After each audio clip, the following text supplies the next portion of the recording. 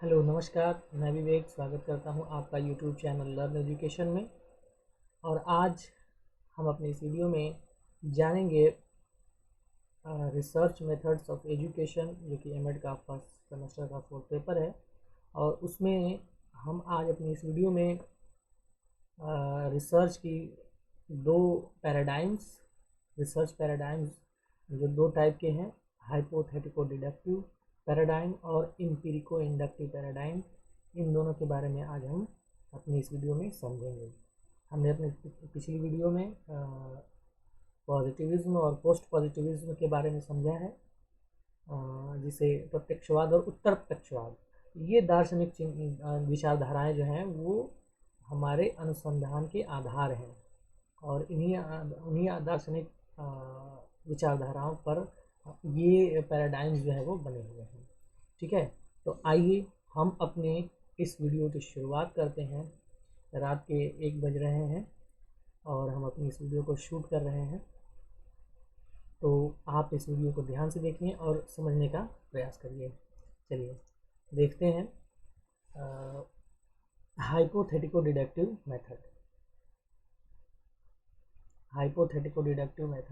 हाइपोथेटिको deductive ये जो है एक प्रकार का मेथड, जिसे हम पैराडाइम यहाँ पे कह रहे हैं। पैराडाइम क्या होते हैं? सबसे पहले मैंने आपको बताया था कि पैराडाइम जो है किसी भी अनुसंधान में चिंतन करने के ये तरीके हैं। ठीक है, तो वो तो हमने अपनी पिछली वीडियो में आपको बताया। तो आज हम उन्हीं दोनों विधियों के बारे में, हाइपोथेटिको डिडक्टिव पैराडाइम और एम्पिरिको इंडक्टिव पैराडाइम को समझते हैं। तो पहला यहाँ पे हाइपोथेटिको डिडक्टिव पैराडाइम, ठीक है, जिसको हिंदी में हम परिकल्पनात्मक निगमनात्मक प्रतिरूप भी कहते हैं। ठीक है, परिकल्पनात्मक निगमनात्मक प्रतिरूप। तो सबसे पहले तो हम यहाँ पर दो भागों में इसको हम बांट देते हैं। ये दो शब्दों से मिलकर बना है। एक तो हाइपोथेटिको, जिसका अर्थ है परिकल्पना, ठीक है ना, यानी कल्पना करना। डिडक्टिव मेथड के बारे में हमने समझा था, है ना। डिडक्टिव मेथड जिसे हम हिंदी में निगमनात्मक जो है कहते हैं, निगमनात्मक। तो जिसको पिछली वीडियो में हमने इसके बारे में भी समझा है। तो ये जो विधि है, ये जो प्रतिरूप है, इसको सर्वप्रथम डच भौतिक विज्ञानी क्रिश्चियन हाइगेंस ने प्रस्तुत किया था, अपने थ्योरीज में इसका प्रयोग किया था। ठीक है, लेकिन कार्ल पॉपर ने परिकल्पनात्मक निगमनात्मक प्रतिरूप को एक वैज्ञानिक प्रक्रिया के रूप में विकसित किया। ठीक है, तो ये तो इस रही इसकी हिस्ट्री, किस तरह से ये इसका विकास हुआ है। इसमें वास्तव में होता क्या है? डिडक्टिव में आप जानते हैं, डिडक्टिव में हम क्या करते हैं, किसी सिद्धांत से, ठीक है, डिडक्टिव मेथड में क्या होता है, हम किसी सिद्धांत के द्वारा उदाहरणों की ओर जाते हैं, अर्थात सामान्य से विशिष्ट की ओर यहाँ पर जाते हैं। तो कुछ इसी प्रकार का यहाँ पर इसमें भी इस प्रतिरूप में भी कुछ इसी प्रकार के अनुसंधान के चिंतन करने के तरीके को जो है व्यक्त किया गया है। आप यहाँ पर देख सकते हैं कि यदि किसी समस्या के समाधान को प्राप्त करने की संगठित, क्रमबद्ध और जटिल प्रक्रिया है, ये समस्या समाधान की एक प्रक्रिया है या अनुसंधान की प्रक्रिया हम कह सकते हैं, क्रमबद्ध, संगठित और जटिल प्रक्रिया है। यहाँ पे समस्या, हाइपोथेटिको का क्या अर्थ है? समस्या का संभाव्य समाधान। हाइपोथेटिको का अर्थ सबसे पहले हम समझ लेते हैं यहाँ पे कि हाइपोथेटिको का मतलब क्या है। देखिए, हमारे पास कोई समस्या है, ठीक है, कोई समस्या हमारे पास है। इस समस्या को का जो है हमें हल प्राप्त करना है। अब हल प्राप्त करने के लिए हम क्या करते हैं? समस्या के समाधान का हल प्राप्त करने के लिए हम या तो हम ये समझते हैं कि इस समस्या के हल क्या क्या हो सकते हैं, संभावनाएं क्या क्या हैं। ठीक है, उन संभावनाओं में से जो सबसे अधिक प्रबल संभावना होती है, हम जो सबसे इफ़ेक्टिव जो संभावना हम कह सकते हैं, उसको क्या करते हैं, हम उसको लेते हैं। और जो संभावनाएं थोड़ी कम इफेक्टिव होती हैं उसको हम छोड़ देते हैं। समझ में आ गया? ठीक है ना। तो यहाँ पर उसी विधि का उपयोग, उसी को यहाँ पे हाइपोथेटिको डिडक्टिव के रूप में जो है व्यक्त कर दिया गया। ये साधारण सी बात है, हम कोई भी कार्य करते हैं तो वहाँ भी इसी प्रकार का कोई भी जो है काम करने जाते हैं या फिर कोई भी समस्या का समाधान करने जाते हैं तो हम यही करते हैं, पहले हम उसके कारकों को खोजते हैं कि कौन कौन से कारक हैं जो इस समस्या का समाधान हो सकते हैं। तो उसी को हाइपोथेटिको यानी कि परिकल्पना से जो है संबंधित किया गया है। निगमनात्मक का क्या अर्थ है? परिकल्पना से प्राप्त किया गया निष्कर्ष, यानी कि उस परिकल्पना से, ठीक है ना, यानी उस सिद्धांत से हम क्या कर रहे हैं? निष्कर्ष प्राप्त कर रहे हैं। तो यहाँ पे डिडक्टिव हुआ ना, सिद्धांत से निष्कर्षों की ओर, उदाहरणों की ओर आना, विशिष्ट सामान्य से विशिष्ट की ओर जाना। ठीक है, तो ये डिडक्टिव हुआ यहाँ पर, यानी निगमनात्मक हुआ।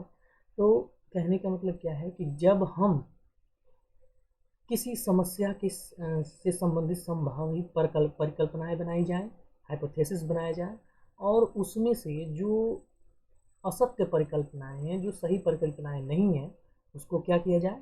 गलत सिद्ध किया जाए। ठीक है, यानी फाल्सिफिकेशन किया जाए, और जो परिकल्पनाएं सत्य पाई जाए वह उस समस्या के समाधान के रूप में ग्रहण कर ली जाए। तो ये जो विधि है वो परिकल्पनात्मक निगमनात्मक या हाइपोथेटिको डिडक्टिव मेथड कहलाता है। ठीक है, अर्थात हम ये समझ सकते हैं कि हाइपोथेटिको डिडक्टिव मेथड में फाल्सिफिकेशन, यानी कि जो हमने अपने मन से संभावित समाधान बनाए हैं उसमें से उनको हम गलत सिद्ध करने का प्रयास करते हैं कि कौन सी परिकल्पना उसमें से गलत है। जो गलत है उसको क्या करेंगे? उसको समाधान से बाहर करेंगे, और जो सत्य परिकल्पना पाई जाएगी, जो सही पाया जाएगा, उसको हम उस समस्या के समाधान के रूप में स्वीकार कर लेंगे। तो इस प्रकार की विधि जो है परिकल्पनात्मक निगमनात्मक या हाइपोथेटिको डिडक्टिव पैराडाइम जो है वो कहलाते हैं। विशेषताएं इसकी देख लेते हैं।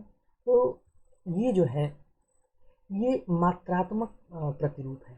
ठीक है ना, इसमें जो भी हमें डेटा प्राप्त होता है हम ये मान के चलते हैं कि वो अंकीय रूप में प्राप्त होगा। इसका मतलब ये क्या है? ये एक मात्रात्मक प्रतिरूप है, और जितने भी मात्रात्मक अनुसंधान होते हैं वह इसी विधि पर आधारित होते हैं। ठीक है, इसी प्रतिरूप के आधार पर सभी मात्रात्मक अनुसंधान जो है वो किए जाते हैं। ठीक है, अगली विशेषता क्या है कि इसमें परिकल्पनाओं को वैज्ञानिक प्रयोगों द्वारा सिद्ध किया जाता है। ठीक है ना, यानी जो परिकल्पनाएं हमने बनाई थी उन परिकल्पनाओं को हम एक्सपेरिमेंट्स के द्वारा, अलग अलग सांख्यिकीय विश्लेषण के द्वारा जो है वो सिद्ध करते हैं। ठीक है, उसमें से जो असत्य होता है उसको बाहर करते हैं, जो सत्य परिकल्पनाएं हैं उनको निष्कर्षों के रूप में प्रतिपादित कर देते हैं। ठीक है, ये अंत वाले। अब ये जो है प्रत्यक्षवाद से संबंधित है, अर्थात हम ये समझ रहे हैं कि आंकड़े मात्रात्मक रूप में प्राप्त हो रहे हैं तो जाहिर सी बात है प्रत्यक्षवाद से ही ये संबंधित तो होगा। ठीक है ना, इसको मैंने आपको पिछली वीडियो में पढ़ा है कि प्रत्यक्षवाद से ये संबंधित है। जब प्रत्यक्षवाद से संबंधित है और ये निगमनात्मक तर्क पर आधारित है, अर्थात सिद्धांतों से हम अपने निष्कर्षों पर पहुंच रहे हैं। ठीक है ना, तो ये निगमनात्मक तर्क पर आधारित होता है। ये तथ्यों के सामान्यीकरण पर बल देता है। ठीक है, ये क्या करता है? जो हमारे तथ्य हैं उनका सामान्यीकरण करने के पर ये जो है बल देता है, और साथ ही ये एक प्रयोगात्मक विधि है, अर्थात ये प्रयोगशाला में किया जाता है। ठीक है ना, इसके चर जो होते हैं वो प्रयोगात्मक होते हैं, और इनको प्रयोगशाला के अंतर्गत हम कर सकते हैं। ये प्रयोगशाला में हम इन चरों का परीक्षण करेंगे। जब प्रयोगशाला क्या होती है, प्रयोगशाला में हम करेंगे तो ये नियंत्रित परिस्थिति होगी। प्रयोगशाला में हम अपने तरीके से किसी भी चीज़ को किसी भी चर को नियंत्रित कर सकते हैं। ठीक है ना, वहाँ पे जो भी चीज़ें होती हैं वो हमारे नियंत्रण में होती हैं। ठीक है, तो इसलिए ये जो हाइपोथेटिको डिडक्टिव पैराडाइम मेथड है ये नियंत्रित परिस्थितियों में होता है। क्यों? क्योंकि ये प्रयोगशाला के अंतर्गत किया जाता है, प्रयोगशाला में किया जाता है, लैब्स में जो है उसको हम कर सकते हैं। और ये क्या करता है? अनुसंधान ये जो है परिणामों पर, आउटकम्स पे जो है वो विशेष बल देता है। आउटकम यानी लास्ट में हमारा आउटकम क्या मिल रहा है, परिणाम क्या मिल रहे हैं, उन परिणामों पर ये विशेष बल देता है और वही परिणाम जो है निष्कर्ष के रूप में जो है विकसित होते हैं। अच्छा, आंकड़े संरचित होते हैं, स्ट्रक्चर्ड होते हैं। जो भी आंकड़े हमें प्राप्त होते हैं वो निश्चित एक विशेष सिस्टमेटिक वे में होते हैं, अंकीय रूप में होते हैं, जो है जिनका टेबुलेशन किया गया होता है, जो वर्गीकृत होते हैं ये सारी चीज़ें, ठीक है। यानी कि ये संरचित आंकड़े होते हैं, ठीक। और इन आंकड़ों को कठोर आंकड़े कहा जाता है। क्यों? क्योंकि इन आंकड़ों को बदल नहीं सकते हैं। अंकीय रूप में जो आंकड़े प्राप्त होंगे उसको कैसे बदला जा सकता है, ठीक है ना। तो जो आंकड़े को बदला नहीं जा सकता है वो कठोर आंकड़े कहलाते हैं। और हाइपोथेटिको डिडक्टिव पैराडाइम में आंकड़े, कठोर आंकड़े या हार्ड डेटा जिसको कहा जाएगा, ठीक है। अब ये इंपॉर्टेंट चीज, उच्च से निम्न उपागम है, top to down. Top to down क्यों? क्यों? क्योंकि हम यहाँ पर क्या कर रहे हैं, यहाँ पर हम सिद्धांतों से निष्कर्ष को प्राप्त कर रहे हैं, ठीक है ना। डिडक्टिव मेथड, यानी कि हम किसी सिद्धांत के उपयोग से हम अपनी समस्या का समाधान प्राप्त कर रहे हैं, ठीक है। तो सिद्धांतों से आया, निष्कर्षों की और उदाहरणों की ओर, तो ये हुआ टॉप टू डाउन अप्रोच। इसीलिए इसको टॉप टू डाउन अप्रोच कहा जाता है या उच्च से निम्न उपागम कहा जाता है, ठीक है। तो ये इसकी विशेषताएं रही। आइए हम अब इसके पदों के बारे में समझते हैं, जो कि काफ़ी इम्पोर्टेंट है, ठीक है ना। कुल 7 पद यहाँ पर माने गए हैं परिकल्पनात्मक निगमनात्मक प्रतिरूप के, यानी हाइपोथेटिको डिडक्टिव पैराडाइम के कुल 7 पद माने गए हैं। और आप देखेंगे कि हम अपने रिसर्च में जो हमारे अनुसंधान की विधियाँ हैं, सबसे अधिक इसी जो है प्रतिरूप का उपयोग किया जाता है। ऐसा नहीं है कि दूसरे वाले का नहीं होता है, दूसरे वाले का भी किया जाता है, लेकिन ज़्यादातर जो है हम इसी हाइपोथेटिको डिडक्टिव मेथड के यूज़ से जो है रिसर्च जो है वो करते हैं। तो इसके पदों को जानना जरूरी है। इसके पदों के बारे में हम थोड़ा सा समझ लेते हैं। सबसे पहला पद क्या करते हैं, समस्या क्षेत्र की पहचान। यानी कि सबसे पहले हमें क्या प्राप्त होती है, हमें सबसे पहले समस्या प्राप्त होती है, ठीक है। हम अब उस क्षेत्र की पहचान करते हैं जहाँ पर वो समस्या है। अब उस समस्या से का परिभाषीकरण करते हैं। परिभाषीकरण यानी कि डिफाइन द प्रॉब्लम स्टेटमेंट, यानी कि वो समस्या क्या है, वो समस्या किस क्षेत्र से संबंधित है, वो क्षेत्र क्या किसी अन्य क्षेत्रों से भी संबंधित है क्या, ठीक है ना। आंकड़े कैसे हैं, किस प्रकार के आंकड़े हैं, ये सारी जानकारी जो है वो समस्या के परिभाषीकरण के अंतर्गत जो है हम निर्धारित करते हैं, ठीक है। तो समस्या का परिभाषीकरण हो गया है ना, डिफाइन कर दिया हमने, ठीक है। उसके बाद जो है हम जो है हाइपोथेसिस का निर्माण करते हैं, यानी कि डेवलप द हाइपोथेसिस, परिकल्पना का निर्माण। यानी कि हम उस समस्या, जो हमारी समस्या डिफाइन की है, उस समस्या से संबंधित संभावित समाधान खोजते हैं। अब ये संभावित समाधान कई हो सकते हैं, ठीक है ना। अब उनमें से अब हम क्या करते हैं, उसके बाद हम आंकड़ों को इकट्ठा करते हैं। उसके बाद क्या करेंगे, डिटरमाइन मेजर्स, आंकड़ों को इकट्ठा करेंगे, कहाँ से किन जनसंख्या क्या होगी, किन लोगों से ये आंकड़ा आएगा, विधियाँ क्या होंगी, डिज़ाइन क्या बनाएंगे हम, ये सब चीज़ें अनुसंधान विधि के ये डिटरमाइन मेजर्स में हम करते हैं, ठीक है ना। कौन से अनुसंधान रिसर्च डिज़ाइन क्या होगा, पॉपुलेशन कौन सी होगी, ये सब चीज़ें निर्धारित करते हैं, ठीक है। उसके बाद हम क्या करते हैं, कलेक्शन ऑफ डाटा का कलेक्शन करते हैं, ठीक है ना। यानी हमारी जो पॉपुलेशन है, जो जनसंख्या है, वहाँ से डाटा कलेक्ट करते हैं, प्रोडक्टों का संग्रहण करते हैं, ठीक है ना। डाटा कलेक्शन करते हैं, ठीक। डाटा कलेक्शन करने के बाद डाटा का एनालाइज, डाटा को क्या करते हैं, एनालाइज करते हैं, ठीक है ना। एनालाइज करने के बाद उसका विश्लेषण किया जाता है। विश्लेषण कैसे किया जाएगा, सांख्यिकीय विधियों द्वारा जो है विश्लेषण किया जाएगा, ठीक है ना। अब इस विश्लेषण के अंतर्गत हम क्या करते हैं, हम परिकल्पनाओं का निर्माण करते हैं। परिकल्पनाएं जो हमने यहाँ बनाई थी, ठीक है ना, इसमें 2 प्रकार की परिकल्पनाएं होती हैं। एक तो नल हाइपोथेसिस यानी शून्य परिकल्पना, और एक होती है अल्टरनेट हाइपोथेसिस। इन दोनों परिकल्पनाओं को बनाते हैं और हम इन दोनों का परीक्षण करते हैं। कहाँ पर, प्रदत्तों के विश्लेषण में, ठीक है। प्रदत्तों के विश्लेषण में क्या करते हैं, इन परिकल्पनाओं का परीक्षण करते हैं। अगर इसमें से अगर हमारी हाइपोथेसिस एक्सेप्ट हुई, ठीक है ना। हमारी जो है हाइपोथेसिस जो है अगर एक्सेप्ट होती है तब तो वो सिद्धांत में जाएगी।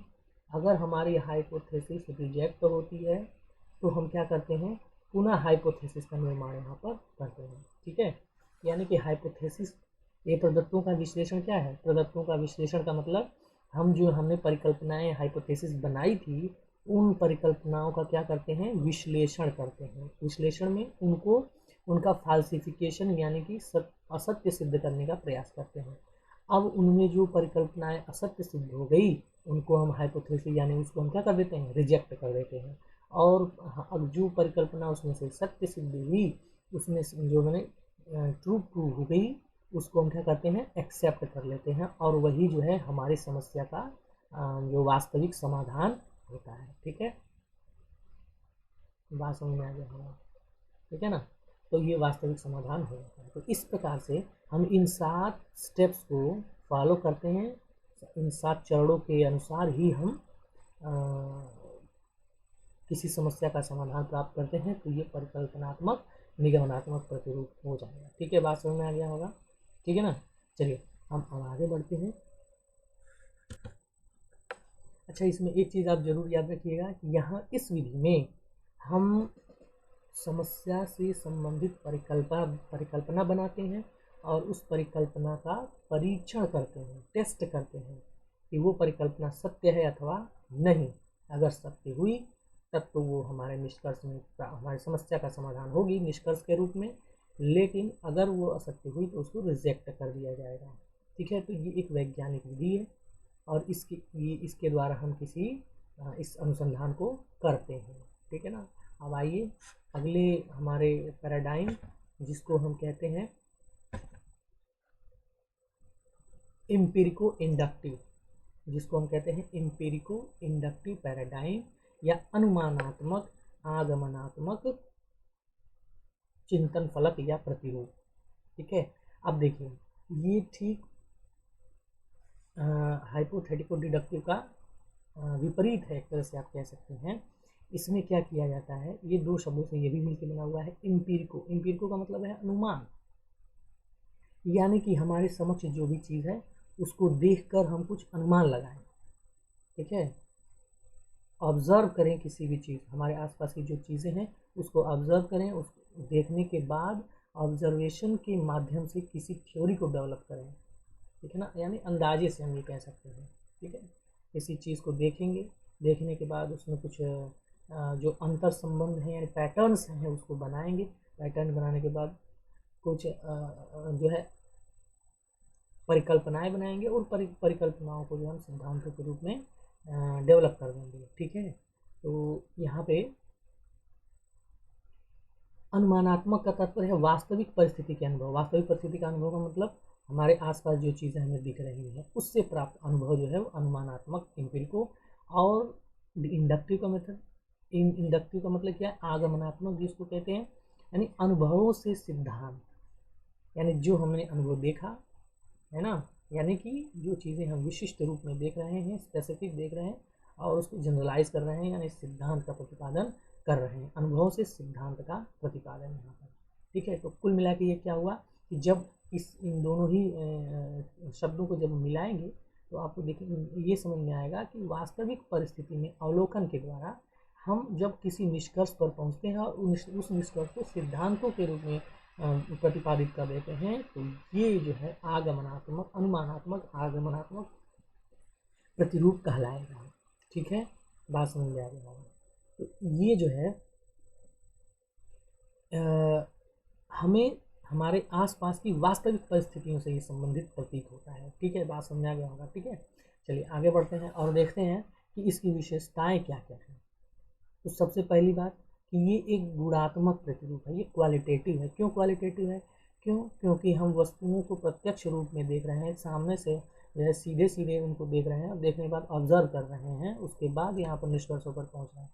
तो इसलिए गुणों को हम देख रहे हैं, देखने में क्या गुण ही प्राप्त होंगे, तो गुणों को देख रहे हैं, गुणों के द्वारा हम किसी सिद्धांत का प्रतिपादन कर रहे हैं। ठीक है, तो ये जो है गुणात्मक प्रतिरूप है और इसके द्वारा गुणात्मक अनुसंधान किया, जितने भी क्वालिटेटिव रिसर्च हैं वो इसी के आधार पर किए जाते हैं।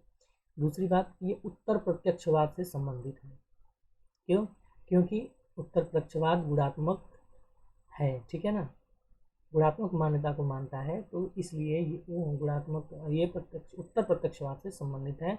और इसमें आगमनात्मक तर्क का प्रयोग किया जाता है। आगमनात्मक यानी कि हम विशिष्ट से सामान्य की ओर जाते हैं, या फिर हमारे आसपास जो विशिष्ट चीज़ें हैं, पर्टिकुलर जो चीज़ें हैं, उन पर्टिकुलर ऑब्जेक्ट यानी वस्तुओं चीज़ों से हम किसी सिद्धांत का प्रतिपादन कर देते हैं। इसीलिए हम इसमें कहते हैं कि आगमनात्मक तर्क से भी प्रयोग किया जाता है, उससे संबंधित है, ठीक है। ये वास्तविक परिस्थितियों में किया जाता है। वास्तविक परिस्थितियों का मतलब हम अपने आसपास पहले इसको करते हैं, इसको देखते हैं हमारे अपने आसपास। जैसे उदाहरण के लिए ऐसा मान लीजिए, जैसे हमारे पास हमने कोई मेडिसिन बना दिया, कोई दवा बना दी। अब क्या करेंगे, उस दवा को अपनी वास्तविक परिस्थिति में प्रयोग करेंगे, वास्तविक परिस्थिति में देंगे तो खाएंगे, कौन व्यक्ति जल्दी ठीक हो रहा है, क्या ठीक हो रहा है, ये सारा क्या है, ये अनुसंधान का विषय।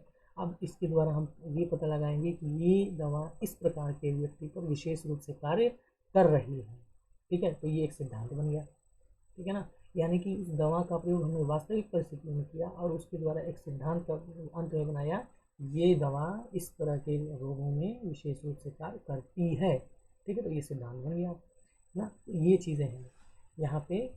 तो ये कौन सा तरीका हुआ, तो ये तरीका हुआ एम्पिरिको इंडक्टिव, ठीक।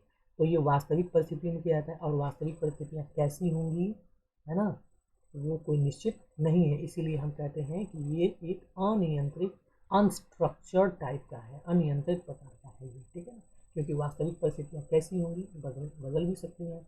प्रयोगशाला की परिस्थितियाँ तो हम नियंत्रित कर सकते हैं, लेकिन वास्तविक परिस्थितियों को नियंत्रित नहीं कर सकते हैं। इसलिए एम्पिरिको इंडक्टिव पैराडाइम जो होता है वो अनियंत्रित प्रकार का है और वास्तविक परिस्थितियों में किया जाता है। और ये प्रक्रिया पर विशेष बल देता है। प्रोसेस क्या है, यानी कि जो हमारा ये रिसर्च किया जा रहा है उसकी प्रक्रिया क्या है, उस पर विशेष बल देता है, न कि आउटकम्स पे, न कि परिणामों पर, ठीक है। बात समझ में आ गया। परिणाम पर बल न देकर ये प्रक्रिया पर बल देता है। इसीलिए इसको निम्न से उच्च उपागम कहा जाता है, या बॉटम टू टॉप अप्रोच कहा जाता है, क्योंकि ये हम अपने आसपास के ऑब्जेक्ट को, अपने आसपास की परिस्थितियों के द्वारा हम निष्कर्षों और सिद्धांतों को प्राप्त कर रहे हैं। इसलिए ये बॉटम टू टॉप यानी निम्न से उच्च। उच्च क्या है, उच्च सिद्धांत है, निम्न क्या है, हमारे ऑब्जर्वेशन। इसीलिए हम इसको निम्न से उच्च की ओर या bottom up approach, bottom to top या बॉटम अप अप्रोच कहते हैं, ठीक है। बात समझ में आ गया होगा। इसमें आंकड़े क्या होते हैं, असंरचित होते हैं, जो कि मैंने अभी बताया यहाँ पर, ठीक है ना। और आंकड़े चूंकि असंरचित होते हैं तो इसमें ये परिवर्तनशील है, ये चेंजेबल है, बदल सकते हैं, ठीक है। तो इसीलिए इनको मृदु आंकड़ा कहा जाता है। और मृदु आंकड़ा क्यों कहा जाता है, क्योंकि इन्हें ये बदल सकते हैं, बदले जा सकते हैं, इसलिए इनको मृदु आंकड़े कहा जाता है। इनमें जो है आंकड़े जो है सर्वेक्षण, अवलोकन और प्रयोगों द्वारा इत्यादि हम अवलोकन द्वारा, सर्वेक्षण द्वारा प्राप्त करते हैं, ठीक है। इतनी बात समझ में आ गई होगी। और आइए अब इसके जो है पदों के बारे में, स्टेप्स क्या क्या है इसके, उसके बारे में हम समझ लेते हैं। तो जैसा कि हमने समझा कि सबसे पहले हम क्या करते हैं, अपनी वास्तविक परिस्थितियों का अवलोकन करते हैं, ठीक है ना। अवलोकन करते हैं, आसपास की चीज़ों को देखेंगे, देखने के बाद उससे क्या करेंगे, उसमें सभी चीज़ों में संबंधों को स्थापित करेंगे, कुछ पैटर्न बनाएंगे, ठीक है ना। पैटर्न बनाने का मतलब जैसे मान लीजिए कि जैसे अभी मैंने उदाहरण दिया दवा का, तो हमने दवाओं को अलग अलग मरीजों पर प्रयोग किया, फिर हमने देखा कि ये दवा किस प्रकार के मरीजों पर, किस प्रकार के रोगों के मरीजों पर विशेष कार्य कर रही है, ठीक है। तो ये क्या बना रहे हैं, हम उस दवा से मरीजों के रोगों के बीच पैटर्न का निर्माण कर रहे हैं कि ये दवा इस मरीज को ज़्यादा कार्य कर रही है, ठीक है ना। तो ये एक पैटर्न बन रहा है। तो पैटर्न को बनाएंगे, फिर पैटर्न के बनाने के बाद हम एक अस्थायी परिकल्पना बनाते हैं, क्योंकि इसमें परिकल्पनाएं केवल नाम मात्र की होती हैं, इनको टेस्ट नहीं किया जाता, इनको परीक्षित नहीं किया जाता, परीक्षण इसका नहीं किया जाता है, ठीक है ना। तो अस्थायी परिकल्पना, टेंटेटिव हाइपोथेसिस का निर्माण करते हैं, और उस परिकल्पना को जो है सत्य पाए जाने पर, यानी हमारे व्यवहार में अगर हमारे द्वारा बनाई गई परिकल्पना सत्य पाई जा रही है तो उसको सिद्धांतों के रूप में बदल देते हैं, ठीक है ना। तो आप इसमें एक चीज़ को याद रखेंगे, एक बात ये काफ़ी महत्वपूर्ण है कि इसमें हम अवलोकन के द्वारा पैटर्न बनाया हमने और परिकल्पना बनाई। इस परिकल्पना को सांख्यिकी यानी एनालिसिस करके सत्य या ट्रू और फॉल्स नहीं किया जाता है। जो भी परिकल्पना हमने बनाई है उस परिकल्पना को सिद्धांतों के रूप में सीधा क्या कर दिया जाता है, डेवलप कर दिया जाता है, सिद्धांतों के रूप में बदल दिया जाता है। ठीक है ना। तो हुआ ये आगमनात्मक। ठीक है, यानी कि उदाहरणों से सिद्धांत की ओर हम यहाँ पर पहुँच रहे हैं। ठीक है ना। तो इस प्रकार से ये एम्पिरिको इंडक्टिव, जिसको अनुमानात्मक आगमनात्मक चिंतन फलक जो है कहते हैं। तो इस प्रकार से हमने आज इन दो रिसर्च पैराडाइम्स के बारे में समझा, हाइपोथेटिको डिडक्टिव और एम्पिरिको इंडक्टिव के बारे में। एक चीज़ आप याद रखिएगा कि हाइपोथेटिको डिडक्टिव जो होता है वो क्या होता है, मैंने आपको यहाँ पर बताया कि हाइपोथेटिको डिडक्टिव जो है मात्रात्मक होता है। हमारे सिलेबस में ये लिखा हुआ है। ठीक है ना। ये हाइपोथेटिको डिडक्टिव मेथड या मात्रात्मक अनुसंधान, मात्रात्मक प्रतिरूप, और एम्पिरिको इंडक्टिव क्या होता है, क्वालिटेटिव होता है, गुणों के बारे में जो है बताता है, गुणात्मक है ये। ठीक है ना, बात समझ में आ गया होगा।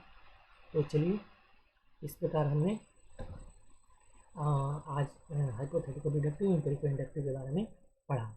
आशा है आपको ये वीडियो अच्छी लगी होगी, इन्फॉर्मेटिव लगी होगी। अगर अच्छी लगी तो हमारे चैनल को लाइक सब्सक्राइब कर सकते हैं, इस वीडियो को लाइक कर सकते हैं, शेयर कर सकते हैं, कमेंट कर सकते हैं। आपका वीडियो में अंत तक बने रहने के लिए बहुत बहुत धन्यवाद। नमस्कार।